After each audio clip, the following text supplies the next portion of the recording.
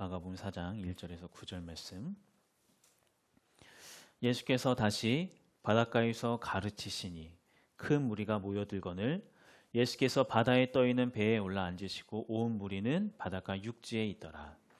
이에 예수께서 여러 가지 비유로 가르치시니 그 가르치시는 중에 그들에게 이르시되 들으라, 씨를 뿌리는 자가 뿌리러 나가서 뿌릴새 더러는 길가에 떨어짐에 새들이 와서 먹어버렸고 더러는 흙이 얕은 돌밭에 떨어짐에 흙이 깊지 아니하므로 곧 싹이 나오나 해가 돋은 후에 타서 뿌리가 없으므로 말랐고 더러는 가시떨기에 떨어짐에 가시가 자라 기운을 막음으로 결실하지 못하였고 더러는 좋은 땅에 떨어짐에 자라 무성하여 결실하였으니 30배나 60배나 100배가 되었느니라 하시고 또 이르시되 들을 귀 있는 자는 들으라 하시니라.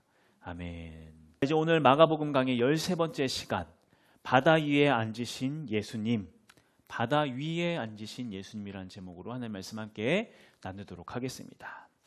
자, 우리나라에서 요새 가장 핫한 축구 선수 하면은 여러분 누가 있죠? 손흥민도 있고 이강인도 있고 뭐 요새 뭐 정말 폼이 오를 대로 오른 것 같아요. 정말 EPL이라고 하는 게 맞죠? 유럽 축구에서 거기 손흥민이 거의 다 모든 사람이 손흥민을 인정할 정도로 엄청난 실력을 발휘하고 있고 이강인 같은 경우도 엊그제 또 A매치 경기를 했는데 거기서 2골이나 넣었다고 하더라고요. 이렇게 세계적인 선수들이 우리나라에 이렇게 발굴된다는 것도 참 신기하고 참 놀라운 것 같아요. 아마 이제 축구하는 사람들이라면 이제 공감할 수 있을 것 같은데, 만일에 어떤 이제 축구를 지망하는 어린 선수가 국가대표들, 손흥민, 이강인 같은 사람들이 막 뛰고 있는 국가대표들이 연습하고 있는 그 연습 경기를 막 지켜보고 있다고 우리 상상을 한번 해볼게요. 정말 막 초롱초롱한 눈빛으로 너무나 막 간절한 모습으로 막 국가대표들이 막 공 차는 모습을 막 옆에서 이렇게 막 지켜보고 있는 거예요. 자, 근데 그런 모습을 보고 감독이 이뻐 보였는지 너 한번 들어가서 공 한번 차볼래? 다 이렇게 이야기를 했다고 해봅시다. 그 어린 학생이 어땠을까요? 와, 이게 무슨 영광 중에 영광이야, 막 이런 생각 갖겠죠. 국가대표와 같은 경기장에서 그 선수의 모습을 지켜보는 것만으로도 너무나도 황홀한데 국가대표들이 입는 유니폼을 같이 입고 손흥민이 패스해주는 공을 내가 받고 그 공을 자기가 이강인한테 패스를 해주고 막 이런 일들이 막 이뤄진다. 평생 자랑거리가 될 거예요, 이 사람한테는. 자, 그런데 그렇게 감독이 어린 선수한테 뛸 수 있는 기회를 줘서 한번 뛰어볼래? 라고 했더니 그 선수가 이야기하는 거예요. 그 어린 축구 지망생이 이야기하는 거예요. 저는 수비하면서 여기저기 뛰어다니는 것보다 저는 스트라이커 하고 싶어요. 저 골 넣는 거 좋아하니까 저 스트라이커 손흥민 내리고 저 그 자리에 좀 세워주시고 손흥민하고 이강인한테 이렇게 좀 지시 좀 해주세요. 무조건 나한테 패스해달라고, 무조건 발밑에 딱 정확하게 패스해서 내가 골 넣게 해달라고 이렇게 좀 지시를 해주세요.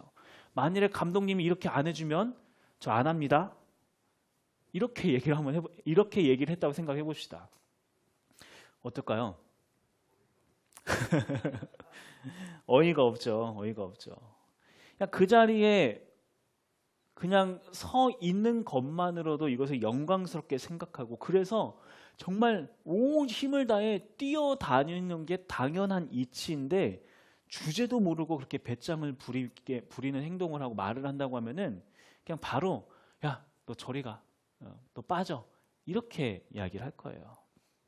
자, 이와 비슷한 맥락으로 우리가 신앙생활을 하면서 되게 많이 착각하는 것 중에 하나가 있는데, 자, 질문 하나 해볼게요. 자, 우리가 드리는 예배는, 지금 우리가 예배를 드리고 있잖아요. 우리가 드리는 예배는 하나님을 위한 예배일까요? 하나님을 위해서 드리는 예배인가요? 우리를 위해 드리는 예배인가요? 어떤 것 같아요?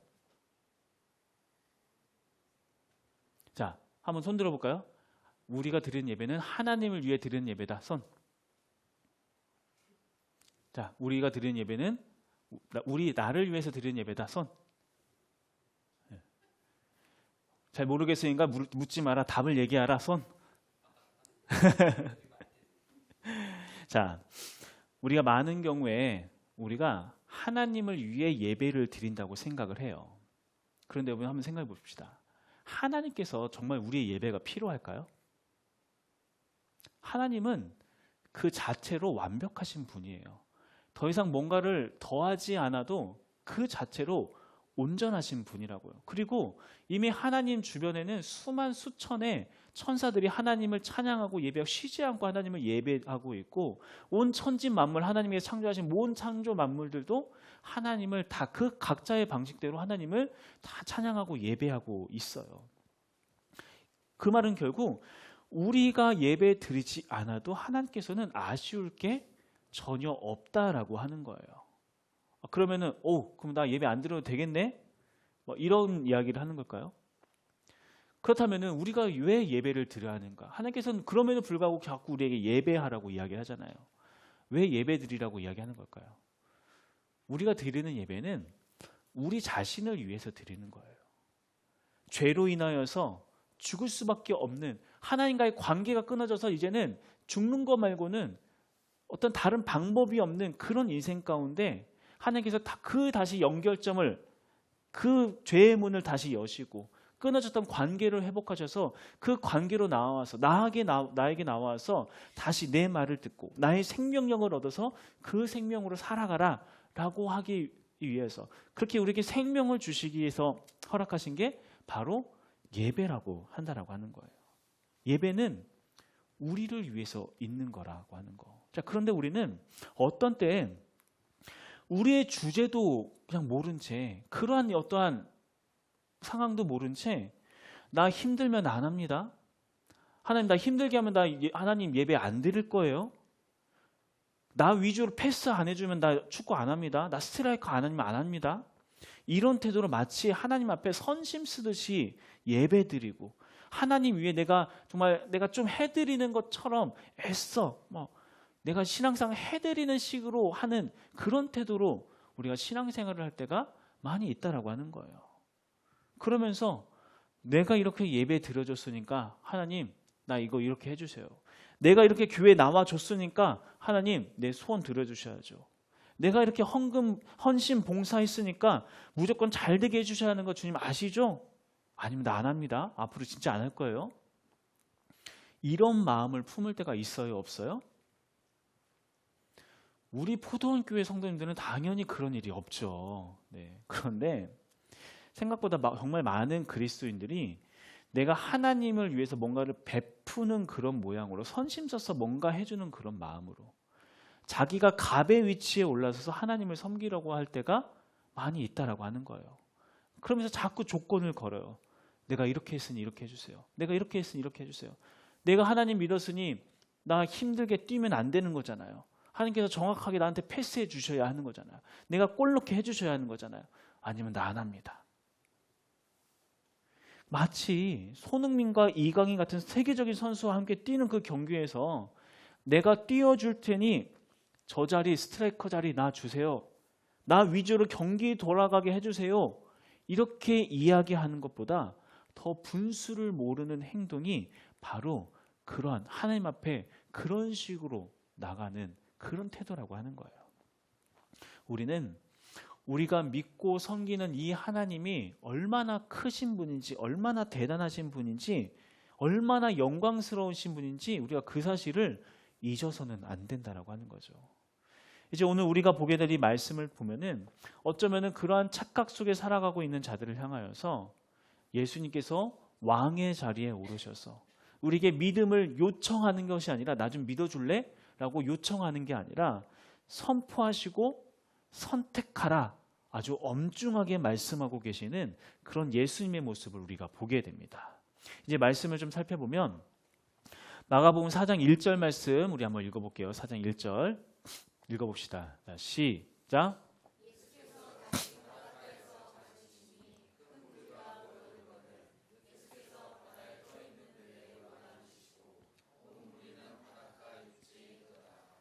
자, 앞서 예수님께서 여러 병자들을 고쳐 다니시면서 예수님께서는 이 유대 지역에 아주 유명한 사람이 되었어요. 그래서 예수님이 가는 곳마다 수많은 사람들이 예수님을 따르기 시작을 합니다. 너무 많은 사람들이 따라다니니까 말씀을 전할 수가 없는 거예요. 그래서 예수님께서 선택하신 방법이 뭐냐면은 넓은 바닷가에 나가셔서 배 위에 오르셔서 배를 딱 띄우게 하시고, 그러면 이제 청중들이 바라봐시겠죠. 그 자리에서 예수님께서 말씀을 전하시는 거예요.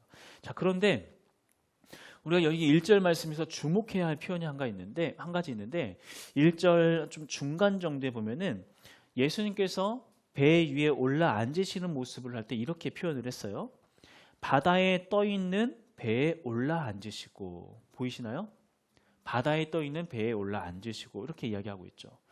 이걸 우리나라 말로 번역된 걸 보면은 크게 뭐 이상한 것을 뭐 이렇게 우리가 이상한 점을 발견하지 못할 거예요. 그런데 이것을 헬라어로 봤을 때는 이 표현이 굉장히 좀 어색하게 표현이 됐거든요. 그러니까 이 말을 바다에 떠 있는 배에 올라 앉으시고라는 말을 직역하면은 이런 뜻이 돼요. 배에 올라 바다에 떠 앉으시고, 배에 올라 바다에 떠 앉으셨다. 이게 헬라어의 정확한 표현이에요. 뭔가 좀 문장이 맞는 듯하면서도 맞지가 않죠. 이상하죠. 어색하죠. 왜 이런 문장을 사용했는가를 이렇게 살펴보면 저저번 주 정도였던 것 같아요. 자, 고대 사람들에게 있어서 바다라는 곳은 어떤 곳이라고 했는지 여러분 기억나시나요? 고대 사람들에 있어서 바다라는 곳은 미지의 세계이자 공포의 세계이면서 동시에 사람들이 감히 극복할 수 없는 그런 일상의 두려움을 상징하는 장소가 바다라고 이야기했습니다. 자, 마가는 이러한 바다에 대한 개념을 가지고 있는 그 사람들을 향하여서 예수님께서 그냥 배 위에 올라 앉으셨다라고 이야기하는 것이 아니라 바다 위에 떠 앉으셨다. 그러니까 바다 위에 떠 있는 배에 오르셨다라고 표현함으로써 뭘 말하고 싶었는가 하면은 사람이 극복할 수 없는 그 공포의 장소, 두려움의 그 현실 위에 왕으로서 좌정하는 그런 모습으로서 이렇게 표현하고 있는 거예요. 통치자로서 그 세상을, 인간들은 감히 극복할 수 없을 거라고 생각하는 그 세상을 발 아래, 그 바다를 발 아래 두시고 왕자 위에 앉으신 그 모습을 이런 식으로 표현하고 있었다고 하는 거죠. 그러니까 온 세상을 발 아래 두신 예수님의 위엄을 나타내고 있는 겁니다. 자, 그렇게 왕의 권세를 가지고 바다 위에 군림하여 앉으신 예수님께서 말씀하시는 거예요. 자, 이렇게 왕의 모습으로 예수님께서 말씀하실 때, 야, 이거 좀 해주지 않겠니? 이런 식으로 말씀하실까요? 왕의 자리에 위엄을 가지고 앉았어요. 그 입에서 나오는 말은 어떤 말이에요? 이것은 지켜라, 명령, 선포, 선언이 나오는 거예요. 예수님께서 어떤 말씀을 선언하시는가, 선포하시는가? 우리 3절부터 8절까지 말씀 같이 한번 읽어볼게요. 3절에서 8절 같이 시작.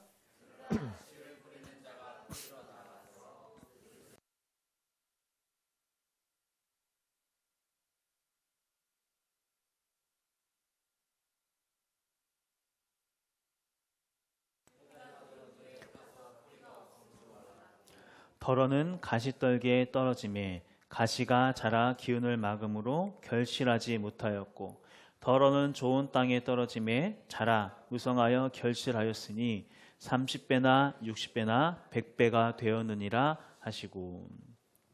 우리가 너무 잘 알고 있는 네 가지 밭에 대한 비유의 말씀이 나오고 있는데, 우리는 이 말씀을 들을 때 흔히 예수님께서 돌밭과 같은 마음, 가시떨기 같은 우리들의 마음을 잘 개간하여 주셔서 우리를 좋은 밭으로 만드실 것입니다. 그러니까 우리의 마음을 예수님 앞에 잘 내어놓으시다. 그럼 예수님께서 우리의 삶을 통해 열매 맺으실 것입니다. 아멘. 이렇게 받아들여 왔을지 몰라요. 하지만 이 오늘 말씀에서 예수님께서 내가 너희들의 마음을 개간해 줄 테니까 너희들 나에게 맡겨라. 마음을 맡겨라. 내 마음을 개간해 줄게. 이러한 표현이 단 한마디라도 나와 있나요? 나오지 않고 있죠. 오히려 9절 말씀에서 이렇게 이야기해요. 9절 말씀 읽어볼게요. 같이 시작. 또 이르시되 들을 귀 있는 자는 들으라 하시니라. 들을 자 있는 사람 들어라. 못 듣겠어? 못 알아듣겠어? 그래? 그럼 말어. 예수님께서는 부탁하시는 게 아니라 선언하고 계신다는 거예요. 선포하고 계신다는 거예요. 지금 예수님께서는 그 왕의 자리에 올라서 이 네 가지 비유를 통하여서 아주 엄중한 목소리로 경고하고 계신다고 하는 거죠. 어떠한 경고를 하고 계시는가? 자, 마가복음이 기록될 당시 그리스도인들이 혹독한 핍박과 환난을 당한다고 이야기를 했어요. 이때 예수님을 그냥 건성으로 대충 믿고 있던 사람들은 이렇게 핍박이 찾아왔을 때 내가 언제 예수님 믿었냐라고 하면서 혹여라도 자기가 예수님을 믿었다는 그 이유 때문에 자기에게 뭔가 피해가 다가올까 봐, 손해볼까 봐 아무런 망설임 없이 예수님을 떠나는 사람들이 있었습니다. 그런 사람들은 길가와 같은 마음을 가진 사람들이었을 거예요. 그런데 어떤 이들은 우리 성경을 통해서 볼까요? 16, 17절. 또 이와 같이 돌밭에 뿌려졌다는 것은 이들을 가리킴이니 곧 말씀을 들을 때 즉시 기쁨으로 받으나 그 속에 뿌리가 없어 잠깐 견디다가 말씀으로 인하여 환난이나 박해가 일어나는 때에는 곧 넘어지는 자요. 자, 17절 중간 정도에 이렇게 표현하고 있어요. 말씀으로 인하여 환난이나 박해가 일어날 때에는 어떻게 된다? 곧 넘어진다. 그러니까 돌박과 같은 마음을 가진 사람들이 있었다고 하는 거예요. 이 사람들이 복음을 처음 막 받아들였어요. 예수님께서 날 위해 죽으셔서 그 예수님이 나를 사랑하신대. 그러면서 믿음이 막 자라났어요. 그런데 그 말씀을 내가 품고 내가 그 말씀을 가지고 살아가려고 하다 보니까 환난이 찾아왔어요.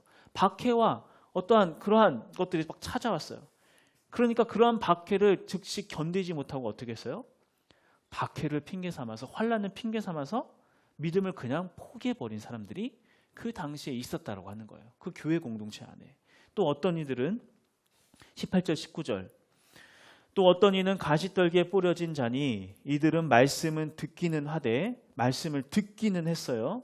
그런데 세상의 염려와 재물의 유혹과 기타 욕심이 들어와 말씀을 막아 결실하지 못하게 되는 자요.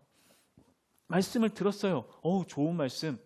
감사합니다. 라고 하는데 그렇게 말씀을 듣고 예배를 드렸음에도 불구하고 세상을 향한 염려가 말씀이 그 세상을 향한 염려를 이기질 못하는 거예요. 그래서 늘 걱정. 염려. 그러면서 재물에 대한 유혹을 포기하지 못하고 욕심에 사로잡혀 살아서 이런 사람들은 혹여라도 내 마음 가운데 믿음이 생겨서 내 것을 다른 사람에게 나눠주게 될까 봐, 내가 말씀대로 살아가다가 손해보게 될까 봐 말씀이 들리는 것을 거부해버리는 그런 사람들도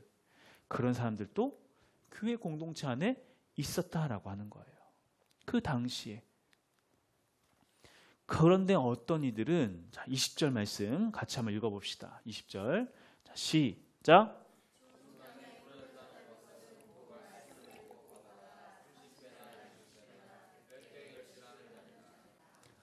자, 분명히 앞에 세 가지 밭에 있었던 그 경우의 사람들과 동일한 고난을 당하고 똑같은 환난을 당하는데도 불구하고 그 기근 속에서, 가난함 속에서, 연약함 속에서도 그럼에도 불구하고 믿음을 붙잡고 믿은 대로 실천하는 그런 사람들. 그 어려운 가운데서도 30배, 60배, 100배의 결실을 맺는 사람들 또한 그 가운데 있었다라고 하는 거예요. 예수님께서는 당시에 있었던 그러한 네 종류의 사람들의 모습을 언급하시면서 이렇게 말씀하시는 겁니다. 너희에게 지금 환난과 박해가 있지만, 어쩔 때는 물질적인 어려움으로 힘들 수도 있겠지만, 그럼에도 불구하고 믿음을 붙잡고 그 들려진 말씀을 가슴 깊이 새기며 살아갈 때 그 사람들에게는 30배, 60배, 100배의 결실이 얻어지게 될 것이다. 너희들 어떤 길을 선택할래? 너희는 어떠한 마음을 품고 나아갈래? 선택해라. 설득하는 게 아니라 선택하라, 선포하고 계신다고 하는 거예요. 이때 수많은 사람이 길가와 같은 모습으로, 돌박아 같은 모습으로, 가시떨기와 같은 그런 모습으로 환난 때문에 어쩔 수 없었다. 핍박 때문에 어쩔 수 없었다. 그래도 먹고는 살아야지 않겠냐. 이런 핑계를 가지고 믿음의 길에서 이탈해 갔어요. 하지만 어떤 이들은 그 모든 핑계를 다 뒤로 한 채 끝까지 자기 마음 가운데 심겨진 이 믿음을 지켜냈다고 하는 거예요. 그리고 그렇게 믿음을 지켜낸 자들, 그 어려움 속에서도 끝까지 하나님을 붙잡고 나아가는 자들, 그러한 자들을 통하여서 30배, 60배, 100배의 결실이 맺어지게 되어졌다. 그리고 그들의 그 결실이 오늘 우리에게까지 펴져서 우리가 바로 그 결실이 되었다라고 이야기하고 있는 거예요. 자, 그 사람들은 어떻게 그렇게 끝까지 견딜 수 있었을까? 어떻게 끝까지 견딜 수 있었을까요? 자, 우리 4장 1절 말씀에서 예수님이 어디 위에 앉으셨다고 하고 있죠? 떠 있는 배인데 정확한 표현으로는 오늘 제목이 뭐였어요? 바다 위에 앉으신 예수님. 바다 위에 앉으셨다. 그들은 바다 위에 앉으신 예수님을 계속해서 바라봤어요. 온 세상 위에 통치하시고 다스리고 왕으로 오신 그 예수 그리스도를, 세상을 이기시고 승리하신 그 예수 그리스도를 바라봤다라고 하는 거예요. 그렇게 세상을 이기고 왕으로 자정하신 예수님의 그 모습이 보이니 지금 당장 내 눈앞에는 고난과 환난이 나를 괴롭게 하고 세상의 염려와 재물과 유혹이 그만 이젠 포기하라고, 믿음을 포기하라고 계속해서 유혹하고 흔들지라도 이제는 너 자신만을 위해서 살아, 바보처럼 다른 사람 위해서 살려고 하지 마라고 이야기함에도 불구하고 바다 위에 앉으신 예수님이 보이니, 온 세상을 다스리고 통치하시는 왕으로 오신 예수님이 보이니 그 예수님을 바라보면서 기꺼이 그 모든 시험과 환난과 핍박을 이겨냈다라고 말씀하고 있는 겁니다. 바로 그러한 사람들을 통하여서 열매가 맺어진다고 하는 거예요. 아무 일 없이 잘 이렇게 형통하게 잘 먹고 잘 사는 사람들, 그래서 예수 믿는 사람들, 그런 사람들을 통하여서 열매 맺어지는 게 아니라 수많은 고난과 환난 속에서도 그럼에도 주님은 나의 왕이십니다, 그럼에도 주님은 나의 하나님이십니다라는 그 고백을 하며 끝까지 믿음을 지켜나가던 그러한 사람들을 통하여서 복음의 열매가 맺어지게 된다라고 하는 거. 처음 이야기했던 것처럼 우리는 신앙생활하면서 우리가 하나님 앞에 배짱 부를 때가 아니에요. 내가 교회 나와줬으니까, 내가 이것도 해드렸으니까, 내가 저것도 해드렸으니까. 우리가 이 착각에서 얼른 벗어나야 돼요. 손흥민과 축구하면서, 이강인하고 축구하면서 무조건 내 발에 딱 맞게 패스해줘. 나 골 넣어야 하니까. 안 그러면 나 안 할 거야. 이게 말이 안 되는 것처럼, 이러한 말을 한다는 것 자체가 말이 안 되는 것처럼, 오히려 그 자리에 참석, 그 자리에 함께 공을 찰 수 있다는 그 사실 하나만으로도 정말 죽을 힘을 다해 뛰어다니는 게 당연하게 여겨지는 것처럼 우리가 예수님께, 예수님 내 입맛에 맞게 역사하시고 나 힘들지 않게 해주셔야 합니다, 아니면 나 안 합니다, 나 아니면 그만할 겁니다, 이게 말이 안 된다고 하는 거예요. 동참하게 하셨다는 그 이유 하나만으로, 그 영광스러운 하나님의 나라를 위하여서 나를 그 경기 가운데 뛰게 하셨다는 그 이유 하나만으로 우리는 죽을 힘을 다해 뛰는 게 마땅하다라고 하는 거죠. 우리는 어린아이와 같은 신앙에서 이제는 좀 벗어나야 돼요. 어린아이. 우리의 인생길에 때로는 핍박과 환난이 찾아오고 우리의 온 인생을 뒤흔들 것 같은 그런 어려움들 찾아온다 할지라도, 세상의 염려와 재물의 유혹이 내 마음을 요동친다 할지라도 우리가 흔들림 없이 우리에게 주어진 그 길을 걸어갈 때 그러한 우리를 통하여서 하나님께서 하나님의 나라를 확장시켜 간다라고 하는 거. 우리가 어떻게 그 길을 걸어갈 수 있을까? 어떻게 흔들림 없이 그 길을 걸어갈 수 있을까요? 이야기했던 것처럼 바다 위에 앉으신 예수님을 바라볼 때, 세상을 이기신 예수님을 바라보면서 십자가의 능력으로 온 세상의 모든 권세를 다 꺾으시고 온 세상의 권세를 발 아래 두신 왕으로 오신 예수 그리스도를 바라보고 그분을 신뢰하며 묵묵히 걸어가기 시작할 때, 그런 우리를 통하여서 하나님께서 반드시 열매 맺게 될 거예요. 우리가 이제 10월 달이 되고 11월, 12월이 되고 이제 연말이 되어져가고 내년을 준비하게 될 겁니다. 우리가 내년을 준비하면서 우리가 오늘 들었던 이 말씀을 기억하면서, 하나님, 내가 주님의 나라를 위하여서 불림을 받았다라는 것, 부르심을 받았다는 것, 그 사실 하나만으로 내가 영광스럽게 생각하면서 기꺼이 그 길을, 그 경기를 내가 뛰게 하여 주시옵소서. 그 길을 걸어갈 때 또 다른 환난과 핍박이 나를 찾아오겠지만, 또 다른 유혹과 세상의 염려가 나를 찾아오겠지만, 그럼에도 불구하고 내가 주님께서 부르신 그 사명 하나로 내가 기꺼이 주님께서 주신 힘을 다해 왕 대신 하나님을 바라보며 그 길 걸어가겠습니다. 그런 믿음의 결단이 우리 가운데 일어날 수 있게 간절히 소망합니다. 그런 우리들을 통하여서 하나님께서 열매 맺게 하시고, 그런 우리를 통하여서 새 생명이 살아나는 역사가 바로 이 자리 가운데서 일어나게 될 것입니다. 우리가 그 일을 기대하면서 왕 대신 하나님을, 이 세상을 다스리고 통치하는 그 예수 그리스도를 바라보면서 흔들림 없이 믿음의 길을 걸어갈 수 있는 우리 모두가 되길 간절히 소망합니다.